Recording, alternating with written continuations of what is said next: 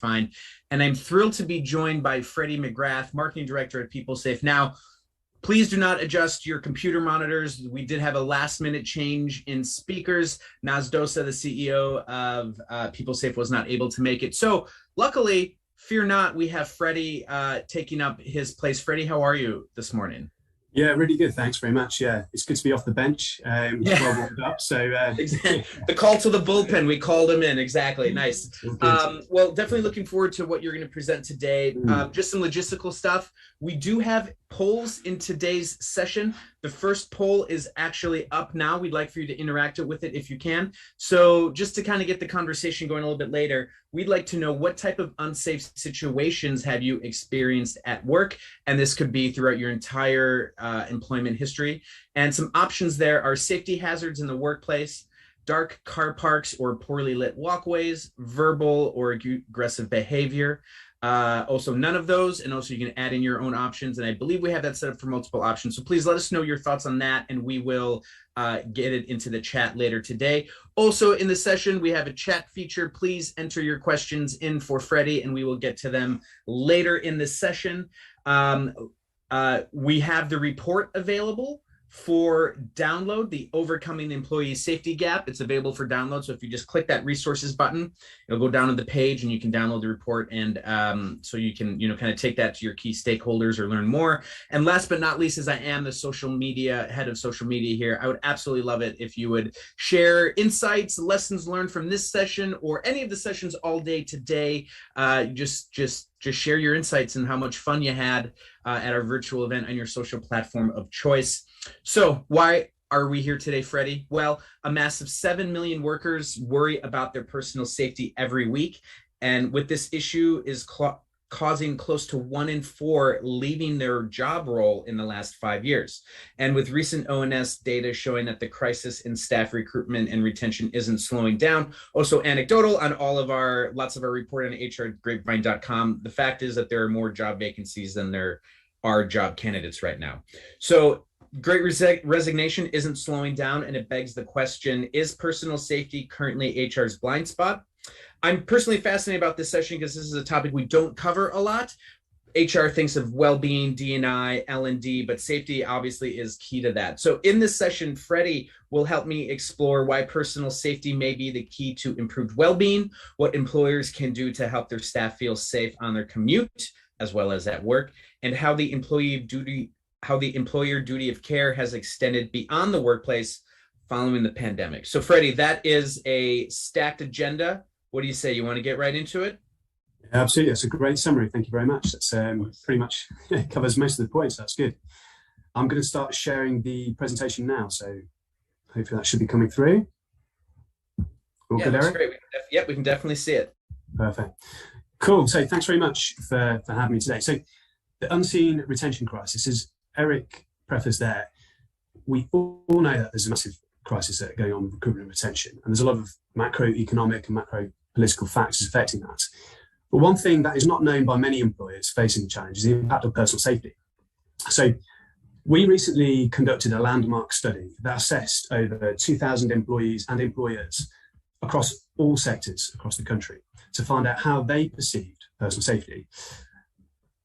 The results that we found were kind of surprising, and they showed one thing really clearly, that there is a massive gap between how employees and the employer perceive personal safety in the workplace and also on their commutes. This gap is having a massive impact in terms of well-being, job satisfaction, and also retention as well. So during the presentation, I'm going to uncover some of those results from this landmark study and the report that we've just put out.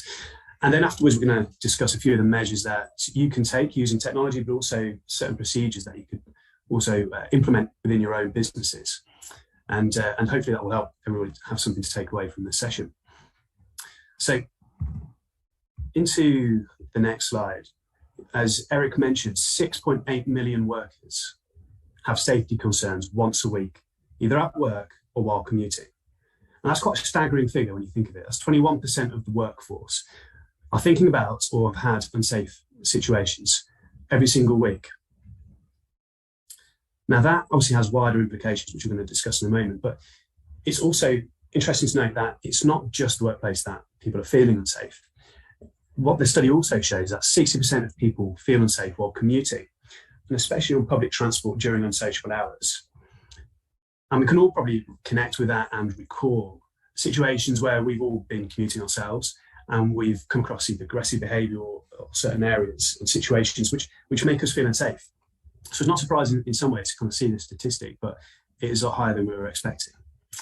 And then the other thing that we've seen as well is that 58% of employees have experienced a negative event, so something that makes them feel unsafe, basically, while at work or on their commute. And again, that's kind of just really shows that actually this is a widespread problem that is affecting not just people in classified as vulnerable workers, people who might be lone working or in high-risk roles. It's actually affecting all the workforce. And it's something that we really need to think through and address. What's also interesting that we found through our results is that it's not just affecting people in vulnerable workers, but all workers. So hybrid workers are actually the most likely to have safety concerns. We can discuss that afterwards of why that might be. But the other thing that was really interesting is the fact that 46% of home workers are also thinking and fearing for their safety during their working hours, which is also really interesting. So you often think people are working from home, therefore in a safer environment. But as we've also seen reported in the news over the last year or so, that situations at home aren't always the best, and home life is not always the greatest. So there's a lot of impact that people need to consider when you're an employer. The other thing that's really interesting to note, which Eric mentioned right at the start, is that the duty of care legislation, the guidance was updated in March 2020, which saw home workers as lone workers. And this kind of extends how you think and how you treat your home workers, and starts to think beyond, do you have the right monitors set up? Is your workspace, you have a desk, you're not just working off your ironing board, but actually thinking about, well, what's your home environment like? What's your home life like? In order to be able to work there. And this kind of report helps to sort of open that question up a little bit more. So what's the impact of people feeling unsafe? Hey, Freddie, real quick, I'm sorry to interrupt. I just want to let everyone know that we did launch that second poll. We'll get to that at the end. Sorry, it was just I tried to catch you at a good pause there. I do apologize. So just want to let you know that our second poll is now up. When have you felt unsafe on your commute? In the dark, when it is busy, all the time, or never? So sorry to interrupt, Freddie. We'll just get those results in. And please. No problem at all. Cool. What's the impact of people feeling unsafe? And the impact we've seen is that people are leaving their jobs, essentially. It's obviously impacting certain sectors disproportionately. So those who are public-facing roles, hospitality, retail, etc., are seeing 1 in 4 employees leaving a job in the last 5 years. And when we ask the other question of would an employee be willing to take a role in a public-facing role, we've seen that 2/3 would actually turn it down due to safety concerns. So that's you start to see a really shrinking candidate pool if you're in those kinds of sectors where you're in public-facing roles. We've also got to think of the fact that over the last couple of years and over the last few years, even before the pandemic hit, the shape of retail in terms of staffing hours and staffing numbers has really kind of changed as well. And this quote here really underlines that point. So one of the issues now is that retail shops and hospitality shops are starting to downscale the number of staff. This quote, and I'm going to read it out because I think it really kind of underlines this point, is that it's starting to make people feel unsafe. So this quote is from a lady who works in retail. It says, "I work in retail and our company has cut staff hours so much that we now have to lone work for parts of the day. Usually at the end of the day when it's dark and quite deserted outside. I hate this part of the day as I feel very unsafe on my own, especially when locking up and leaving." And that's kind of just epitomises some of the issues that are happening out there in the retail, but also hospitality. You can also even extend that to offices. We're in a hybrid working environment here at Peoplesafe, and I can tell you that on Monday and a Friday, it's pretty deserted in the offices. Hardly anyone's here. So you've got to start thinking, how's this now impacting a complete change in how we staff and where we work and our places of work. But this is one of the big factors. People are starting to leave because they feel unsafe. Another really interesting point that was picked out is that people who feel unsafe are less satisfied in every area of their job. So we looked at 10 different areas of scoring how satisfied you are in your job. Things such as pay and benefits, career development, and just general overall satisfaction. And for every single point, if somebody had a negative experience while at work or on their commute, they scored all of those sections down, every single one of them. And when we looked at the group average, we saw that actually they scored it down overall by 9%. And so they're 9% less satisfied in every aspect of that role. What that's telling us is obviously that this is a leading indicator potentially on people exiting out of a job, and it has such an impact on overall well-being and job satisfaction. We're obviously focusing a lot at the moment in terms of well-being at work, the pay, in terms of the crisis in terms of cost of living, and obviously people are very focused on pay. That's one of the many sort of potential issues that are out there, but certainly personal safety in some aspects in certain businesses is really having an impact. And so this really kind of shows what that impact is. On the flip side, so how are employers seeing this? When we asked them, we realised that actually they're hugely underestimating the personal safety concerns of their people. We saw that 57% of employers underestimated the level of personal safety concern of their employees. So it's a complete blind spot that many people aren't even thinking about or considering. Those that do recognise it as an issue, 38% of them openly admitted they don't know how to protect their staff or what they should be doing to do that. So again, this is a real issue, and this lack of awareness by employers is only fueling the problem as well. So measures aren't being taken, aren't being put into place, and so therefore this is leading to people feeling less satisfied in their roles and also leaving their jobs as well. When we, obviously being a technology company, we asked the question to these people who said they weren't willing to take moving to a public-facing role. We asked them, if you were offered a personal safety device or personal safety app, how would that change your perception? What we found is that 50% of those people were more willing to take on a public-facing role if technology was given to them, essentially. And so that's one thing that we've seen sort of right through all of the different sectors that we work with. And this, again, this quote, this pull-out quote kind of underlines that point. My employer could provide personal alarms, so it could be used if it's needed in an emergency. And that would make me feel happier and protected. So that's a real key thing. It's a real, obviously, a real connection between how people feel in terms of their personal safety and how satisfied they are in their job and how happy they are. And if you think of, obviously, the basics of things like Maslow's hierarchy of needs, personal safety and well-being is right at the very foot of that. So this is having a big impact and, again, not really being picked up on. And finally, sort of, we looked at what's the impact on employer brand. And the thing that was really interesting is that 48% of employees would see their employer in a better light if they implemented technology safety solution. And 2 in 3 employees would take up a personal safety solution if offered as well.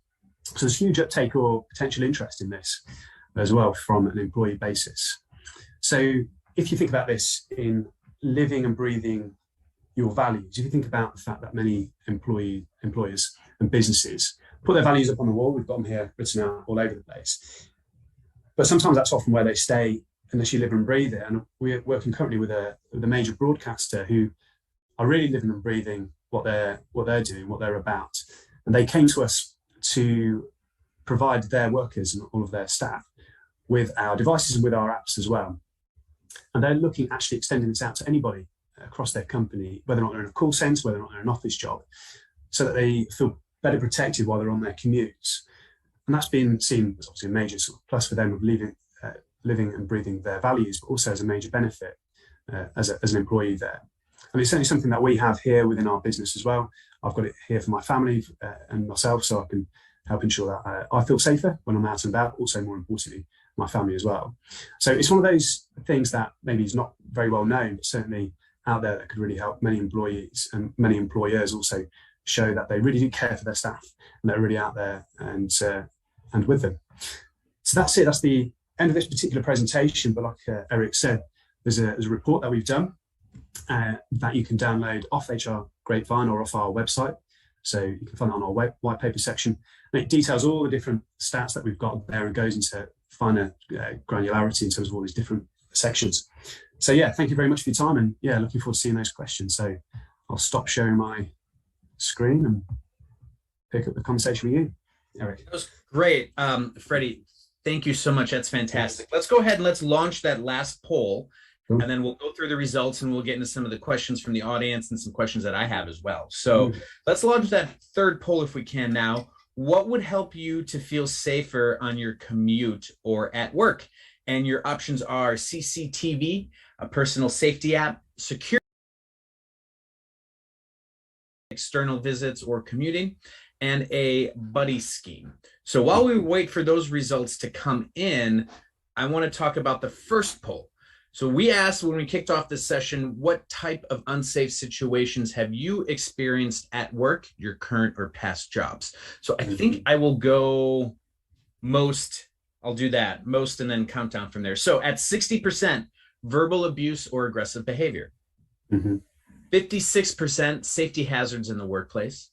40% dark car parks or poorly lit walkways, and 8% with none. So a lucky 8% of the audience there. Regarding those results, Freddie, what do you make of those? Is that kind of what you're expecting to see?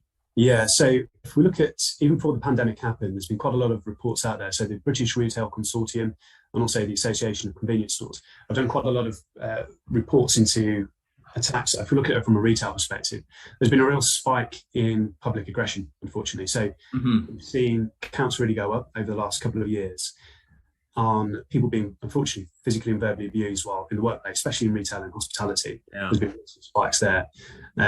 We've also seen through the report as well, there's disproportionate, genders kind of disproportionately affected as well. So male workers are more likely, 27%, have reported 27% of the time physical or verbal abuse, and for female workers is actually 38%. So there's a real discrepancy. So obviously there's a big issue there going on, and so it's not quite surprising. That's definitely what I thought would come out there.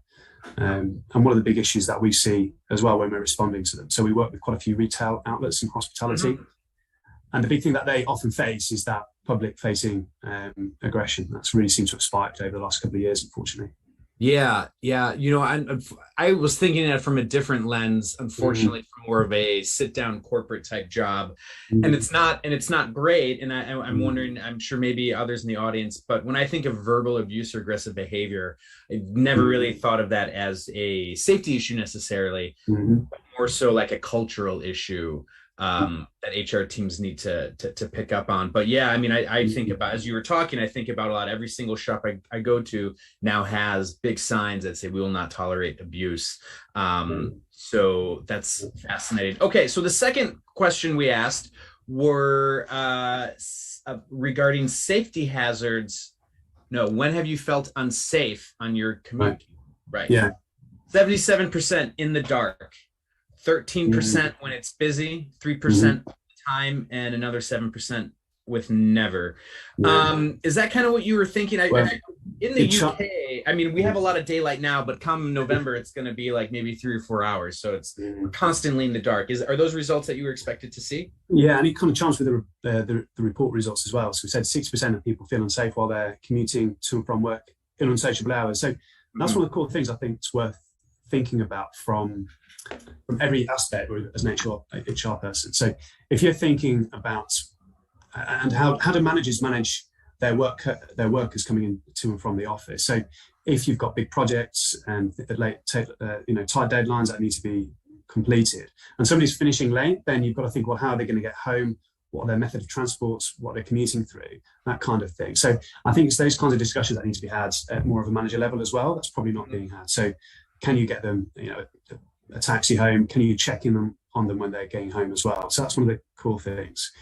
And it obviously affects certain industries more than others. So hospitality, I was talking to somebody who works and has worked in hospitality for many years, how they handle people who are going home late after their shift.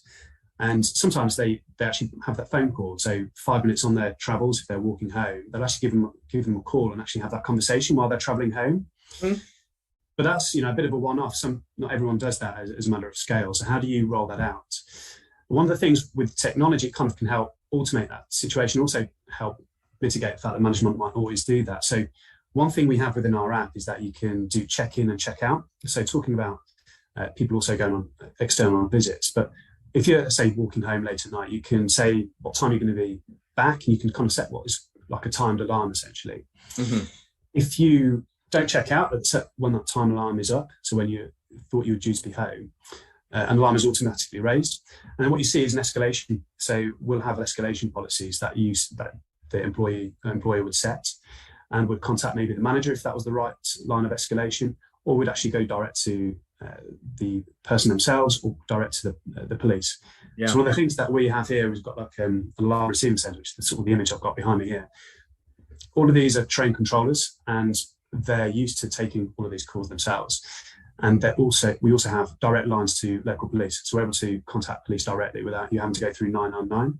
So those are the things that we sort of help provide. That kind of safety net, really. It's kind of like a bit of a personal security within your pocket. So that's one thing that we do as well.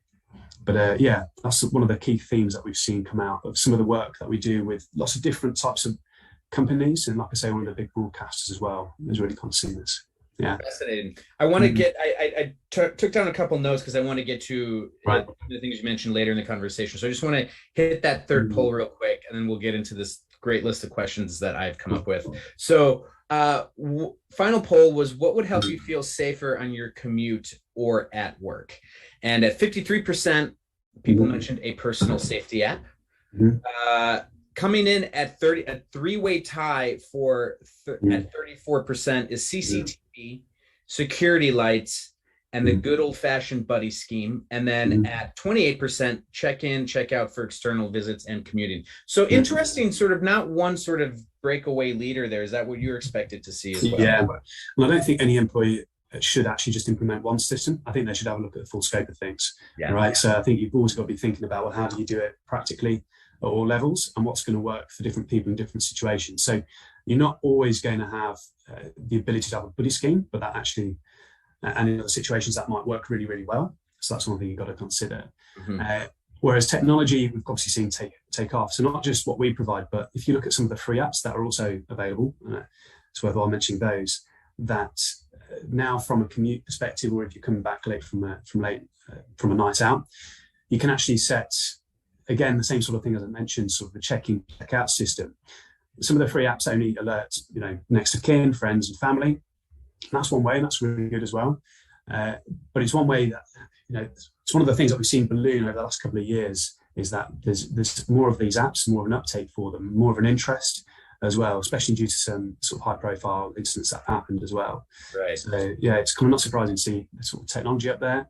But yeah, like I say, the full gambit of solutions have got to be considered, I'd say. Yeah.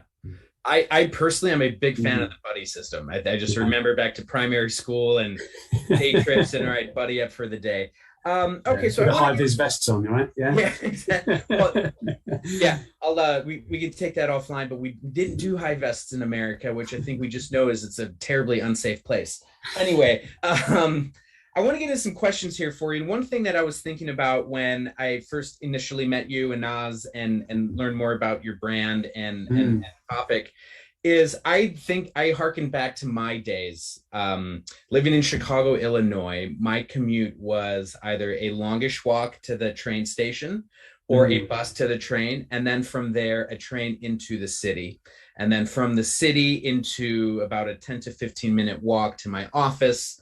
And again, wintertime in Chicago, it's dark by 4 or 5 o'clock.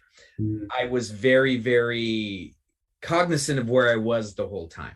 Phone in my front pocket, wallet in my front pocket. Sometimes if I was going through a cagey block, I would maybe wrap my keys in my fist like this, right? I was very aware of where I was the whole time. Now I moved to the UK. I don't commute. I work from home. And I'm wondering if a lot of people sort of developed this apathy when it comes to safety on the commute, especially when it comes to office workers. And I know you showed a good stat and slide of these frontline workers who've had to make this commute this entire 2.5 years. But for those of us that are just coming into the office maybe once or twice a week, forgot about that commute and the safety. Do you think, as just sort of a general, we've gotten apathetic when it comes to being safe on our commute? Yeah, I mean, I have no stats, but I think from what we've heard from our customers, that seems to be a bit of a theme. Yeah. I think when people started going back, there was more awareness about not being close to people, right? Perhaps not around the other sort of aspects of personal safety. So I think there has been a bit of a shift there, but it all depends again on the people and in question of how they perceive safety. But I think in general, that's kind of the theme that we've seen, that people have become a little bit more apathetic to it, not really thinking about it as much as they were in the past, perhaps. Right. But again, yeah, that varies by region as well, I think. That's one of the big things. Yeah, I mean, I would send messages on my way out, just very similar, to my part, be like, leaving now, should be home 45 minutes, right? And then so that was always super helpful. Yeah. Yeah, and I think that's always kind of happened. And I think that's, I think it's still out there. I've heard people also, faking calls that they're on as well to make when they're walking home. So it looks like that. One of the things interesting that we've seen and we're working on in terms of our technology is that kind of walk safe, kind of stay safe as you're walking home technology. So again, like I mentioned, you can do the timed alarms where you expect to be at home at a certain point. That's kind of like obviously one of the more basic. But we're also looking at is if you set your journey, if you deviate off the journey, then it will raise a flag and cause a question. We're also looking at how do we aid the text message back and forth as well. So how do we automate that using a bot as well? So how do you create that look of somebody engaged activity on their phone? Right. And even potentially even like making that phone call in the future as well, as having a virtual phone call with somebody. So again, it's just kind of making people feel a bit safer as though they've got some form of safety net there should they need to. And again, making it scalable so it's possible for everybody to do it rather than just a one-to-one. And I think the really important thing as well is around the emergency services as well, that connection. So friends and family are great, but they've always got to be able to call 999. But there's a triaging system that you have to go through that can take up to 9 minutes to clear that of who you are, what you look like, where you are, what you're doing, what the situation is. Right. All of that kind of takes a lot of time. Whereas with the sort of the things that we help provide, it's all there on your log. So we know who you are, what you look like, etc. We know what the escalation procedure should be. And we can also see your location when you raise alarm. And we have that direct to bypass 999, to go direct to police and make that call. So speed is of the essence if there's an emergency. So be that sort of somebody's hurt themselves or be that somebody's feeling unsafe. That speed of the essence is of the essence. And that's one of the key things that technology companies like ours also provide. So yeah, it's a big thing. Great. All right, I want to shift over to the hybrid workers right now. Why are hybrid workers at risk if they are working from home for most of the time? So this is a really interesting sort of stat we've been looking into and sort of trying to uncover sort of the themes behind it. I think a lot of people on the call could probably think about how this affects their own staff, but I think it affects it for two reasons. One is that the home workers, as we saw, 46% are still concerned about their home life. So there's that going on. So they're still working from home where there's potentially a risk. But they're also commuting. And some of these roles are also ones where their workplace might not be in a fixed place. It can also be in numerous locations. So if you take a salesperson as an example, they can be traveling out to do business meetings, but you might not see them or hear from them. So it's a case of them, how safe they feel on that commute, on their trip there, how safe do they feel in some of those situations as well. So we think those are sort of some of the underlying themes that might be around there. So we also work obviously with social care and people who work in healthcare as well, where they're going and entering into people's homes. So from a hybrid working perspective, it could be that they're working from home when they're doing their reports, but actually their workplace might actually just be in various different locations. So that's one of the reasons why we think hybrid is probably higher up here. They've kind of got best of both worlds, but kind of sometimes might have worst of both worlds when it comes to a personal safety situation. Great, thank you. Yeah, safety comes in different shapes, right? And especially if you're hybrid working, you're comfortable at home or maybe less comfortable at home, but then also have to have that back in your mind that you do have to go in. So we've had this question come in from the audience, and a couple of people have echoed that they would like to know about it. So I'm going to get into it here. We would be interested to hear your thoughts, ethical versus legal position on duty of care when it extends to the work commute. So not even sure, is this a legal thing? Are employers responsible? Is it an ethical thing? Something employers really might not have little control over, because then you get to the point, it's like, well, if employers have control over the commute, then at what point do we have control, or do employers have control of what we eat for dinner, right? So what are your thoughts on that ethical versus legal position when it comes to care during the commute? It's a great question, because it's where does duty of care stop, right? Yeah. You as an employer, it's like you can't look after everybody all the time. But in terms of the legal standpoint, the guidance has been extended to home workers being treated as lone workers. So guidance has been there, but it's not legislation. So it's not legal and it's not compliant tick box they have to do. But that opens the question, obviously, from an ethical perspective. You, as an employer, how do you want to be perceived? How do you want to look after your staff? As we sort of detailed there, like people are 9% less satisfied if they're in their jobs if they've had some sort of negative events during their work or their commute. So really from an ethical perspective, and also as an employer who wants to make sure they're retaining their staff and is also living and breathing their values, I would argue that they should be thinking about that. So if you're asking somebody to come in at unsociable hours, you've got to be checking on how they're getting there as well. If you're asking them to stay late, maybe at work, or if they have to due to shift patterns or whatever your business might be, you've got to take some sort of responsibility of making sure that they get home safe. Obviously it's their responsibility to get themselves home, but how are they getting there, and what can you do as an employer to help them? So I think it's more of an ethical basis right now, but we would argue, and we have done in our report, that actually the duty of care should be extended throughout that working life, right? So on the moment you go through onto your commute, it should be the employer that is actually, which could be interesting to hear what the audience thinks about that. But I think as the employer should really be taking care of them all the way through from start to finish. So yeah, it also kind of makes sense for employer brand, right? It's like we only really care about you when you're in our building. Especially with some of, as you keep mentioning, this large scale broadcaster that you work with. I come from a broadcasting background as well, which would involve me leaving my house at 2 a.m. to get to the station for a 3:00 a.m. morning show, right? There's a lot of more dangers in that time. And my employer at the time just didn't really, we don't care how you get here, you just have to get here. That doesn't do well for employer brand, especially when you're thinking that, but also if you have, like you mentioned, these retail shops that are open 24/7, you're going to want employees, and employer brand is more important than ever, especially as we're through this great resignation sort of situation that we're in. So interesting concepts. Ethical now, but should be legal would be what you would say. Yeah, and sort of at that point, actually, I had a recent conversation. I went to an event recently. I was all around wellbeing. I was talking to one of the people there, and they related a point where they'd been offered a really good job. They lived in Leeds, and they'd been offered a job that was city centre based. But the company he was with was actually an American company, and they worked on US hours. So they'd get in the afternoon, but they'd leave in the evening, like 10, 11 at night.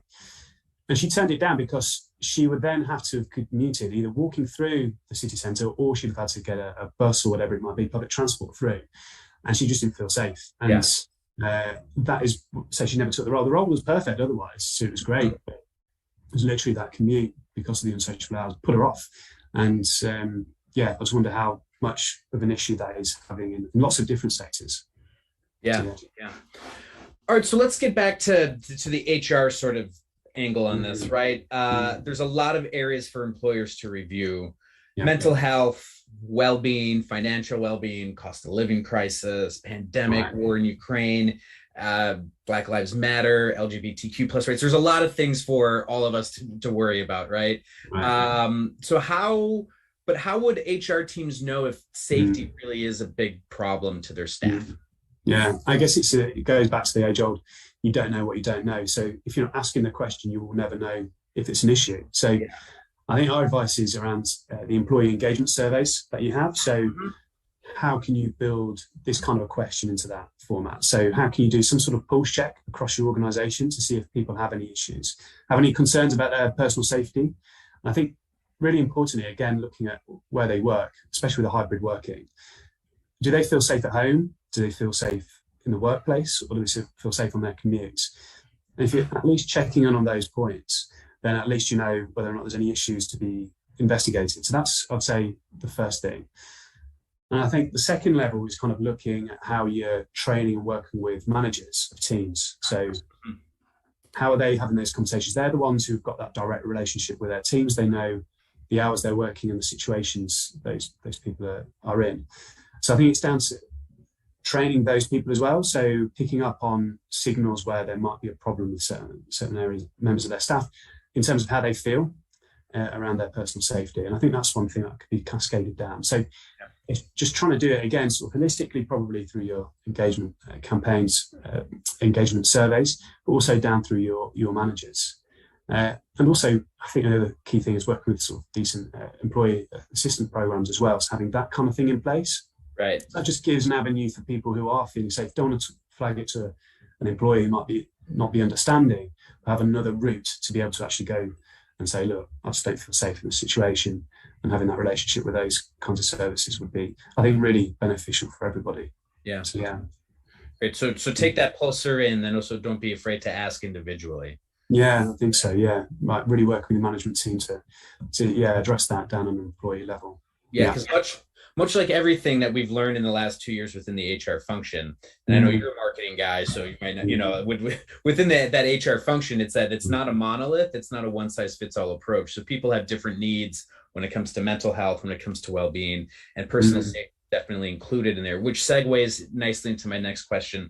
I have to acknowledge the fact that we are two white men leading this call right now. A lot of the issues that you've highlighted in your report and that we see in the news are it's not a white man issue, right? It should be, but maybe we're not taking enough onus on it.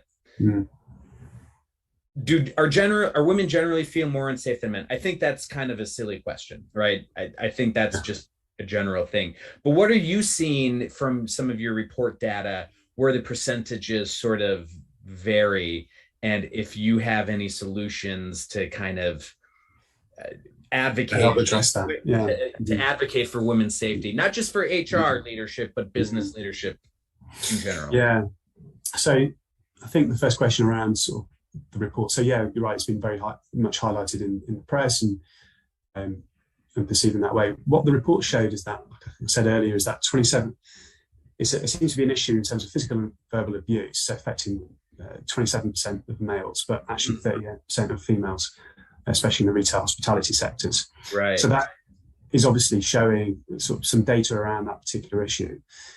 We also know that, again, when it comes to the commuting aspect as well, the disproportionate feeling of feeling unsafe, especially during unsociable hours. So that is also sort of being seen. So it's definitely affecting different people, different genders differently.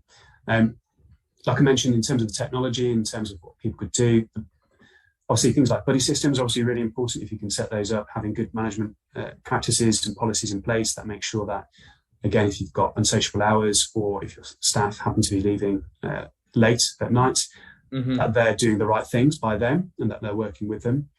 And then obviously from the technology perspective, it's a case that providing them with something that they can use so they can raise an alarm if they have one. They can do things discreetly as well. So for example, with the phone, it's just a full press on your power key if you've got an Android, and it alerts, generates that alarm, but in a discreet way that opens up audio communications with an alarm receiving center who can then monitor in. And we tend to monitor like 30 seconds before start talking and trying to communicate with the user. So we work on that basis. And then that's how we would sort of like work with any employee, to be honest with you, in any worker. So yeah, that's one of the big things that we've seen, but also why we've been developing certain apps as well to really help improve the feeling of safety around those commutes. Yeah. So got time for, we have 5 minutes left. We got time for, I'm hoping maybe 2 questions. Maybe we can squeeze 3 in. But I'm wondering then, you mentioned apps, right? There's a lot of free versions. There's a lot of paid versions. Yeah. Why shouldn't employers just say, here's apps that we recommend if you feel safe, if you want to feel safer, you pay for this.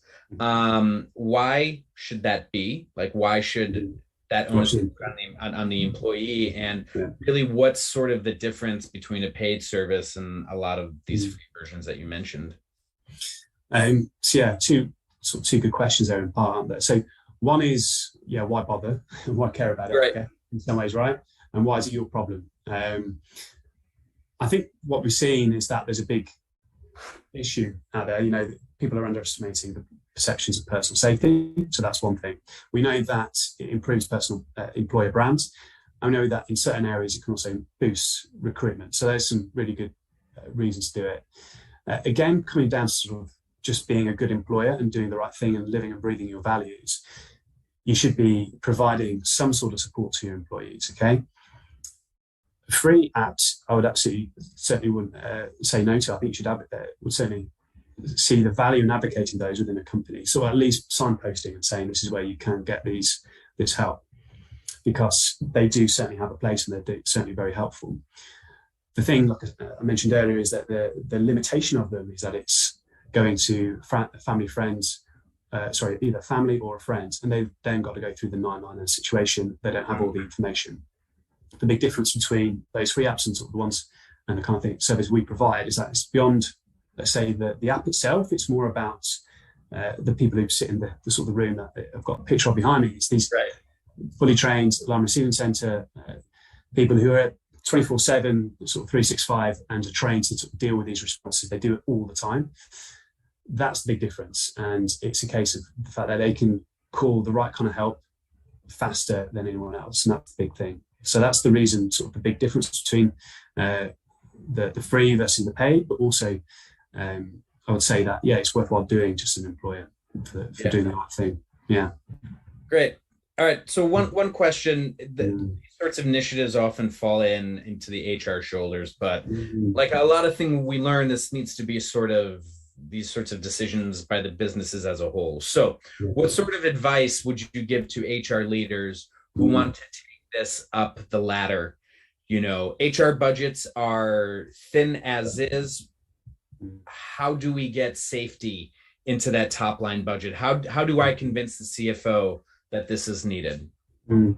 I think going back to the first thing regarding doing that employer pulse, so building into your employee engagement programs, finding out whether or not this is an issue, putting numbers against it, looking at your retention, recruitment, and this being from your exit interviews and understanding whether or not this is an issue. That's coming up time and again.